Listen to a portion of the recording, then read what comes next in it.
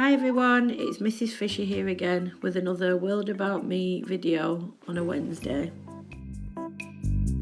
Today's date marks the 108-year anniversary of the Titanic sinking, so we thought that a floating and sinking investigation would be a good link to this historical event. So to join in with this activity, you will need the following things that you can find around your house. A tray or container of some sort, the bigger the better really. Bonus points if you find a clear one, as this will make it easier to see if an object is sinking or floating. Lots of water. I've filled some jugs up ready to fill my tray, but you could fill your tray or container with water however you wanted to. A selection of objects to test. If your child is on the Explorer's pathway, perhaps you could find a selection of objects and ask them to choose 2 or 3 items from it. If your child is on the Adventurers or Voyagers pathway, perhaps you could ask them to find you a certain number of objects, bringing 1-to-1 counting into it. It's important to point out here that when you or your child are choosing objects to test, make sure that they are things that won't be ruined when you put them into the water. Some paper and a pencil or a pen to record your findings. And finally, some budding scientists to help you conduct your investigation. Next, decide where you are going to conduct your investigation. I'd recommend doing it outside where possible, but if you're feeling brave, you could do it inside. Now it's time to fill your tray up.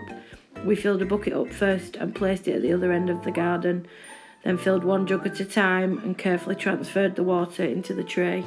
If you wanted to, you could turn this into a challenge. How quickly can you fill the tray? Explorers could focus on carefully carrying the filled jugs to the tray, practicing hand-eye coordination and gross motor skills too.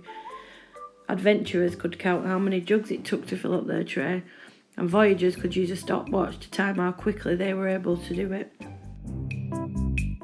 Before you start your investigation, why not make use of the paper and pencil and make a results table to record your findings? It can be as simple as you like, and this will mean at the end of your investigation you can look back on what your child has found out. Asking your child to use a ruler to draw their table, although tricky, is brilliant fine motor practice too.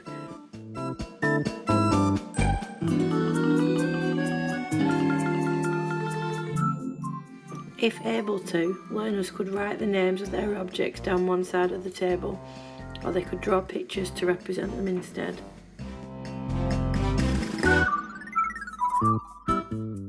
If your child is unable to write the words at the moment, maybe you could write them for them and use this opportunity to talk about initial sounds. Car. Oh, what does it start with? What sound? Car. Good.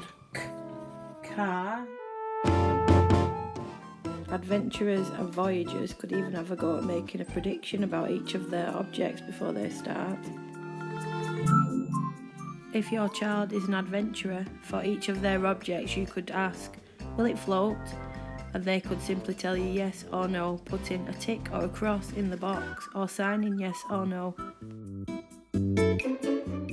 When making a prediction, encourage your child to handle the objects that they have chosen. Perhaps use this opportunity to discuss what material is their object made out of. If your child is a Voyager, perhaps you could talk more about what a prediction is and why it is important to make a prediction before we start an investigation. You could encourage your child to use the scientific vocabulary of float or sink when deciding what each of their objects will do. Now it's time for the fun bit. Take your pieces of paper and all your objects outside, ready to start your investigation. Encourage your child to look at their table and find which object they are going to test first. Then get them to put it into the water. Did it float? Did it sink? What happened? Don't forget to record your findings in your result table too. Repeat this process over and over until you have tested all of your objects. Choose an object, pop it in the water. Did it float? Did it sink? Make sure you record it in your table. Once you have finished, take the time to sit with your child and discuss what they've found out. If your child is on the Voyagers pathway, perhaps they could answer why it has happened. Why do they think a particular object sank? Or why do they think a particular object floated?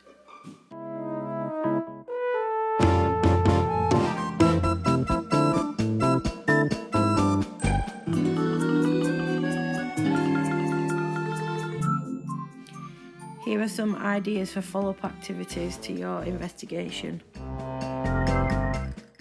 Explorers, learners could continue to explore the water through play.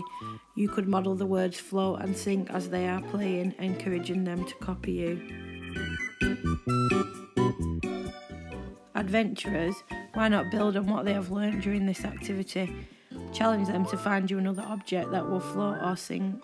As mentioned before, why not discuss materials that the objects are made out of? And finally, Voyagers. Learners could use the internet to find out more information about the Titanic. You could give them key questions to research the answers to, or leave it open-ended. Just make sure that they stay safe while using the internet. So that's it. Thanks for watching. Hope you've enjoyed our activity today and hope everyone is keeping safe at home. Don't forget to send any pictures or videos to your class teacher.